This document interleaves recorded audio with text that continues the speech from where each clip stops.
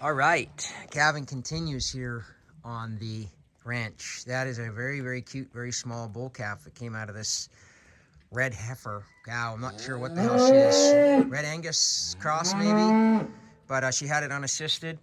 And, you know, I've been really racking my brain about why I've had 7 calves up and die on me.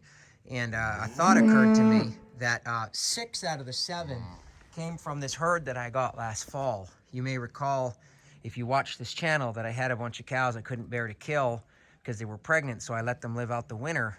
And 6 out of the 7 came from them. And I believe at this point that herd mainly consisted of cull cows, which I did not know at the time. So they, you know, they were on their second chance, as it were. Every single cow of mine, so to speak, the ones I've had for several years, have had a calf successfully unassisted, no problem, except for one, my very, very best cow. And I believe that calf died just as a fluke because of the weather, and I'm not blaming that on her at all. And of the other 6, some of them have died days later. We had a calf die just a few days ago that was 9 days old, and we were feeding it as well as it was getting milk. So I just think that that's what a big part of the problem is that some of these cows just should not have been allowed to have a calf again. And if I had butchered them out in the fall, I would have made money on them, and I wouldn't have had to feed them all winter. And so that was my empathy. Cost me an enormous amount of money, not only out-of-pocket expenses, but in feed and everything else. I'm looking at, you know, $30,000 to $40,000 in calf losses. So I don't believe it's a genetics issue. It's certainly not a feed issue. My cows were fed like queens, but it's just it was bad mothering, and I strongly suspected that at the time. This cow is bellowing because she lost her calf. You let your calf die, 160. So it died on you. So I'm going to burger you. I'm not giving you, and that 152 behind there, her calf died too. So, you know, they're just getting shot, and I've got 82 new heifers coming from Alberta and Delta Junction, and I'm just going to be keeping the best of them, and anything that lets their calf die is just getting shot.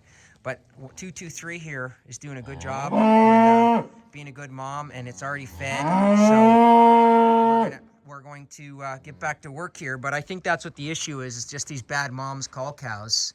Because like I said, my cows have all given me great babies that are strong and healthy and, you know, just doing awesome here. Hardy Alaskan calves. So it makes me feel a little bit better that I kind of figured it out, because obviously it bothered me a lot to lose 7 calves. That's a third of my calf crop. I mean, if I was in any other financial position, that would have, between that and the snow removal, I'd be done as a farmer. So thank God I have a little bit of resources to keep going, but obviously it can't happen twice, because I can't throw money at this ranch and just have it lose $100,000 every year. I mean, that would just be ridiculous. So come on, you guys, give me babies and keep them alive, for the love of God, huh?